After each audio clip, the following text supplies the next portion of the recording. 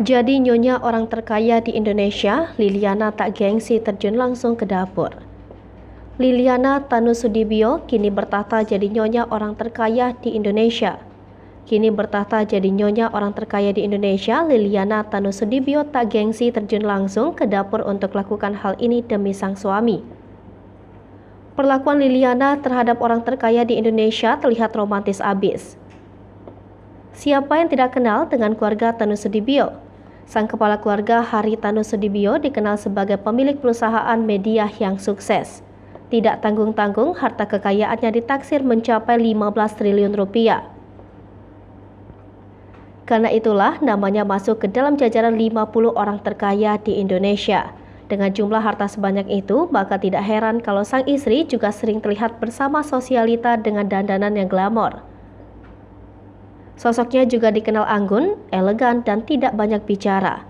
Namun dengan semakin berkembangnya zaman, Liliana juga kini membuat channel YouTube dan mengisinya dengan vlog layaknya anak zaman sekarang. Meski videonya masih sedikit, tapi di sana ia banyak memperlihatkan sisi yang tidak pernah terlihat sebelumnya. Salah satunya adalah kebiasaannya di rumah. Jadi istri konglomerat pasti di bayangan adalah seseorang yang suka belanja, kumpul dengan sosialita, dan jalan-jalan ke luar negeri. Mungkin Liliana juga seperti itu, tapi ia juga masih ke dapur. Bukan untuk sekedar makan, tapi memasak. Hal itu diungkapnya pada vlog berjudul Lebih Dekat Dengan Saya, Liliana Tanusudibio, yang diunggah pada 19 Maret 2019. Saat itu ia sedang menjalani syuting di rumahnya yang megah. Tiba-tiba seorang stafnya mengungkap kalau Liliana bisa masak. Jenis makanan yang bisa dimasaknya ternyata cukup sulit. Rupanya kemampuan masak itu diasahnya selama 1,5 bulan berada di Amerika. Di sana katanya setiap hari Liliana akan memasak serta mengurus anak serta anjing. Ternyata meski sudah kaya raya masih tetap turun ke dapur.